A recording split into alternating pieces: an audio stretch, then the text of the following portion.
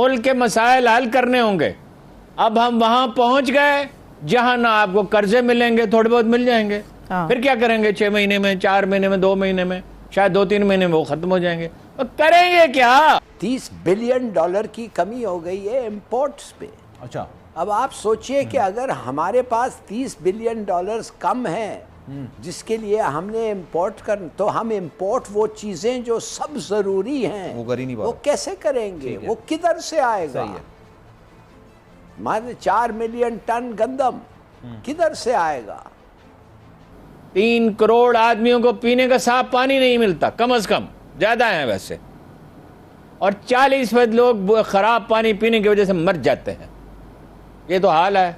ये मामला कभी भी किसी गवर्नमेंट की तरजीही बुनियादों पर सामने नहीं रहा। ये मिडिल क्लास तो पहले ही तबाही का शिकार है और गरीब आदमी के पास तो खाने के लिए नहीं है, लेकिन ये सिलसिला इस तरह चला नहीं करता। पाकिस्तान का खजाना खाली हो चुका है, इनके पास में कोई पैसा नहीं है कि कोई डॉलर नहीं है ये बाहर से कुछ भी मंगा सकें। उसके ऊपर से इनके देश में जो लोकल आइटम बनता है जैसे कि आटा, चीनी, ये वो, उसमें से भी ज़्यादातर की फैक्ट्रियां बंद हैं। बिजली सप्लाई ना होने के चलते, कहीं कहीं पर किसी और कारणों के चलते, अभी इन्होंने टैक्स लगा दिया, सुपर टैक्स, इन सब अलग अलग कारणों के चलते कुल मिला के अंदर से देख लो अब चाहे बाहर से, इनकी हर तरफ से वाट लग गई है। और उसके बाद भी अगर अभी तो फिलहाल इनको हफ्ते 10 दिन 15 दिन तक तो कोई चांस नहीं है, बल्कि 1 महीने तक भी चांस नहीं है, जो IMF ने भी कह दिया कि लगभग 1 महीना भी और लग जाएगा पैसा हाथ में आने में। चाइना से भी जो कर्जा आ रहा था वो भी अभी हाथ में नहीं आया, उसमें भी 1 महीना रहेगा, तो 1 महीना कैसे चलेगा? यही बहुत बड़ा अपने सवाल है। उसके बाद वो जो कर्जा आएगा उससे क्या कुछ होगा कि नहीं, पूरी चीज़ क्या है, पहले उधर हम चलते हैं। अलग से रफ्तगान ने झुक के देखा, पलक से रफ्तगान ने झुक के देखा, बसाते खाक से उठना हमारा। मगर हम तो बसाते खाक पे पड़े हैं, उठने के लिए तैयार नहीं हैं। हुकूमत से हम भीख मांगते हैं, हुकूमत IMF से भीख मांगती है, IMF अमेरिका से पूछती है, अमेरिका शरात अदा करता है, वो आयद करता है। ये कोई जिंदगी है? इसको जीना कहते हैं भाई? ये गुलामी की जिंदगी है ना? ये तो इमरान खान ठीक कहते हैं, गुलामी की जिंदगी है ना। सही। और उसने थोड़ी सी जुर्रत दिखाई तो देखो उसके साथ क्या किया। एनर्जी क्राइसिस के ऊपर आपने बात की अरुण साहब, सुना है कोई LNG के कार्गोज भी मंगवाए जा रहे हैं?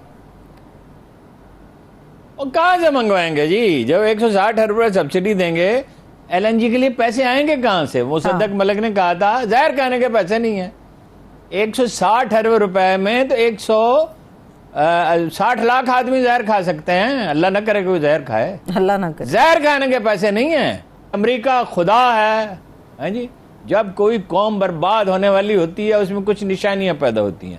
एक तो आपस में लड़ते रहते हैं, जैसे मुगल आपस में लड़ते थे, और आखिरी मुगल तो वो जब उसने गवर्नर तब्दील किया, औरंगजेब आलमगीर बिस्तरे मर्ग पे था, तो उसने कहा तुम तबाह हो गए।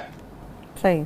दूसरा ये है कि सारे एक दूसरे को करप्ट कहते हैं। स्पेन में ये आखिरी दिनों में हो रहा था। अच्छा। मैंने तो मुसलमानों की अक्सरियत नहीं थी, यहाँ तो अब 99% है या 98% तो आई। तो एक ग्रोह आता था, वो कहता था ये करप्ट है, वो कुछ दिन के बाद वो निकाल देते थे उसको, पर दूसरा करप्ट है, पर तीसरा करप्ट है। $30 बिलियन की कमी हो गई है इंपोर्ट्स पे। अच्छा, अब आप सोचिए कि अगर हमारे पास $30 बिलियन कम है जिसके लिए हमने इंपोर्ट कर, तो हम इंपोर्ट वो चीजें जो सब जरूरी हैं वो कर ही नहीं पा, वो कैसे करेंगे? वो किधर से आएगा? मान 4 मिलियन टन गंदम किधर से आएगा? तो देखिए बात असल ये है, कह तो रहा है सही, बिल्कुल सच कह रहा है कि अच्छा। और ये जो कमी हुई है, क्या इनको पता नहीं था होने वाली है? क्या इन्होंने क्या प्लान किया था इसके लिए? जिंदगी में हमने ये देखा है, तो जब बुरे लोग होते हैं तो वो तकलीफ पहुंचाते हैं, जो अच्छे लोग होते हैं वो अच्छा काम करते हैं। आप समझते हैं मिसाल के तौर पे कि ये इतने अफवाहें फैला हुआ ये है कि हमें कोई पैसे देने के लिए तैयार नहीं है, ये क्यों फैला गया है? ठीक है, ये क्यों हो रहा है? क्यों पुतिन क्यों कह रहा है कि मैं जिस दिन इमरान खान वापस आएगा as prime minister of Pakistan, उसी दिन मैं पहुंचूंगा पाकिस्तान उसको हेलो कहने के लिए? ये क्यों कह रहे हैं लोग? वो प्लान तुम्हारे पास नहीं है। वो बताओ इंजीनियर कैसे पैदा होंगे, यूनिवर्सिटियां कैसे ठीक होंगी? बताओ 2 करोड़ बच्चे जो स्कूलों में जा रहे हैं, उन्हें स्कूलों में कैसे लेके, कैसे? सिर्फ ये नहीं कि ले जाओगे, 3 करोड़ आदमियों को पीने का साफ पानी नहीं मिलता, कम से कम, ज्यादा है वैसे, और 40% लोग खराब पानी पीने की वजह से मर जाते हैं। ये तो हाल है। ये मामला कभी भी किसी गवर्नमेंट की तरजीही बुनियादों पर सामने नहीं रहे। मुल्क के मसाइल हल करने होंगे। अब हम वहां पहुंच गए जहां ना आपको कर्जे मिलेंगे, थोड़े बहुत मिल जाएंगे, फिर क्या करेंगे? 6 महीने में, 4 महीने में, 2 महीने में, शायद 2-3 महीने में वो खत्म हो जाएंगे। तो करेंगे क्या भाई? आप कहां से पेट्रोल मंगवाएंगे? $22 बिलियन का तो पिछली दफा था, और इस दफा तो इतनी तेजी से महंगा हो रहा है। एक बात माहिरीन ने तो कहा $300 तक जा सकता है। हरम सरा में ना होंगे, हरम सरा वाले गरीब रहेंगे गरीब खाने में। ये मिडिल क्लास तो पहले ही तबाही का शिकार है, और गरीब आदमी के पास तो खाने के लिए नहीं है। लेकिन ये सिलसिला इस तरह चला नहीं करता। कोई धमाका हो जाएगा, कोई बड़ा वाकया हो जाएगा, इस तरह नहीं हो सकता। ये याशी अशराफियों ने जितनी करनी थी कर ली, फैसले करने का वक्त आ पहुंचा। सिर्फ एक सूरत है, मसले का हल तलाश किया जाए। बार बार आपको मैं आइंस्टाइन का कॉल सुनाता हूं, उसने कहा था मैं दूसरों से ज्यादा इंटेलिजेंट नहीं हूं, लेकिन मैं सवाल को छोड़ता नहीं।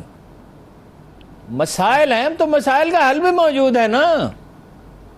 वो जो 50% ब्लैक इकोनॉमी है, वो ब्लैक क्यों है? फौज मौजूद है, FBI मौजूद है, पुलिस मौजूद है, अदालतें मौजूद हैं।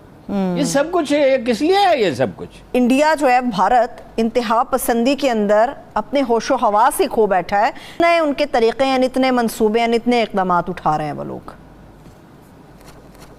आज वो नहीं था कि हथियार उठा लिए जाएं और मुखालिफिन को कत्ल किया जाए। वो नहीं है जो बलूचिस्तान में होता रहा। उर्दू बोलने वालों को, पंजाबियों को, सराइकी बोलने वालों को कत्ल किया जाता रहा। बलोच लीडर ने उस पर कभी बात नहीं की। जो बलोचों के साथ ज्यादती हुई उस पर तो बात होती है, और होनी भी चाहिए, और शद्दोमत से होनी चाहिए, और उसकी तलाफी होनी चाहिए। तो ये कैसे मुमकिन है कि जुल्म भी हो और अमन भी हो? तो वो अब नया एक काम शुरू किया उन्होंने। पेट्रोलियम मसनूआत की कीमतों में बार बार इजाफे से अवाम की जिंदगी बुरी तरह मुतासिर। अंदरूने मुल्क ईद अपनों के साथ मनाने की ख्वाहिश लिए इस बार भारी किराया अदा करना होगा। महंगाई की हालिया लहर के पेश नजर बैरून शहर जाने वाले ट्रांसपोर्टर्स मनमाने किराए वसूल करने लगे। इंटरसिटी किरायों में होश रुबा इजाफे के बाद मुसाफिर अंग्रेजी का सफर भी करने पर मजबूर हैं। बोझ ही गरीब आदमी पर आ रहा है ना। यहाँ से 1000 रुपये, पहले 900 रुपये किराया था, 100 रुपये बढ़ गया, 1000 रुपये किराया हो गया। वहाँ से रिक्शे वालों ने भी डबल किराया कर दिया है। तो परेशानी तो आ गई है ना आवाम के ऊपर। आई 600 में ज़्यादा थे, अभी आज 1400 लिए उन्होंने। एक तरफ आप देखो इनके पास में डॉलर इस समय ख़त्म हो चुका है, और इनकी आप लोकल मार्केट्स का जो इस समय सीन चल रहा है, इनकी लोकल मार्केट्स में इस समय अफरा तफरी है। आटा दाल जैसी चीज़ें जो हैं वो आम दुकानों पे बहुत मुश्किल से मिल रही। यूटिलिटी स्टोर जो सरकार के होते हैं उस पर बहुत मुश्किल से मिल रही। मिल कहाँ रही है? सिर्फ जो बड़े व्यापारी माफिया टाइप के हैं, सिर्फ उनके यहाँ पे, वो भी 4-4, 6-6 गुना रेट पर। उसके बाद भी आप इतना सा अंदाज़ा लगा लो, 6 महीने पहले अगर कोई चीज़ 100 की थी ऑन एन एवरेज, तो आज उसकी कीमत 160 से 180 हो गई। लगभग ये हर प्रोडक्ट में यही रेशियो देखा जा रहा है। हर प्रोडक्ट में तकरीबन डबल से थोड़ा सा कम हर चीज़ का दाम हो गया है पिछले मात्र 6 महीनों में। तनख्वाह उनका किसी की बढ़ी नहीं। उसके बाद अगर अभी इनको आप देखो मिल जाता है कर्जा, पहले अगर हम थोड़ा सा देखें, जो चाइनीज़ सरकार से इनको कर्जा मिल रहा है वो अलग है, उसको हम छोड़ देते हैं। चाइना की प्राइवेट कंपनीज का जो इनको भुगतान करना है, पेमेंट करना है, वही 2.5 से 3 बिलियन सारी मिला करके बैठता है, जिसमें तकरीबन 1.2 बिलियन तो केवल जो चाइना की सब कंपनी जो इनको बिजली प्रोवाइड करती उसी को देना है। उसी का कारण है जो आज इनके यहाँ पे हम लोग देखते हैं लोड शेडिंग इतनी ज़्यादा हो रही है, वो अपने प्लांट बंद करता चला जा रहा है। हम लोग कई वीडियो में चर्चा भी करी है। और उसके बाद भी आप देखो चाइना जो अब फ्रेश कर्जे दे रहा है, अभी तक पैसा हाथ में नहीं मिला है, उस पर भी बातें चल रही, इनको और निचोड़ रहा है कि कैसे धीरे धीरे करके इनको और ज़्यादा निचोड़ लिया जाए। तो उसमें भी वो इनसे अच्छी खासी डील ले लेगा, इनकी ज़मीनों पे कब्जा कर लेगा, इनके इंस्टीट्यूशन आप ले लेगा। जैसे आप देखो अमेरिकन इनके इंस्टीट्यूशन छीने, चाइना इनकी ज़मीन छीनता है। कितना भी साथियों कह लें चाइना भले ही हमारा दुश्मन है, लेकिन इस चीज़ में उसकी तारीफ़ करनी पड़ेगी। तारीफ़ क्यों करनी पड़ेगी? क्योंकि सीखना सबसे पहली बात तो चाहिए, सीखने का जो दायरा उसको कभी ख़त्म नहीं करना चाहिए। और दूसरी बात, हिंदुस्तान कहीं ना कहीं इसमें मात खा जाता है। ये सच्चाई है, कड़वी सच्चाई है, आपकी राय शायद अलग हो सकती है लेकिन सच है। अब जैसे हम लोग ने श्रीलंका को कर्जा दिया, हम लोग ने बांग्लादेश को कर्जा दिया, कई बार तो हम लोग उनसे बदले में कुछ मांगते नहीं, जमीन अमीन तो बहुत दूर, उसको तो कभी आज तक मांगा ही नहीं। पहली बात तो कभी मैक्स टू मैक्स शर्तें रखी भी हैं तो इतनी रखी हैं कि आप माल हमसे खरीदोगे। सीधी सी बात है, अगर आज कोई प्रॉब्लम में है, अगर आज आपने किसी को पैसे दिए भी और अगर आपने उसको भी गारंटी ले भी ली कि ठीक है तुम माल हमसे खरीदोगे, वो अपना प्रॉफिट तो बना ही रहा है ना। वो अपना प्रॉफिट बना बना के कुछ समय में उस चीज़ से बाहर निकल आएगा। तब आपके पास में ठोस क्या चीज़ रहेगी?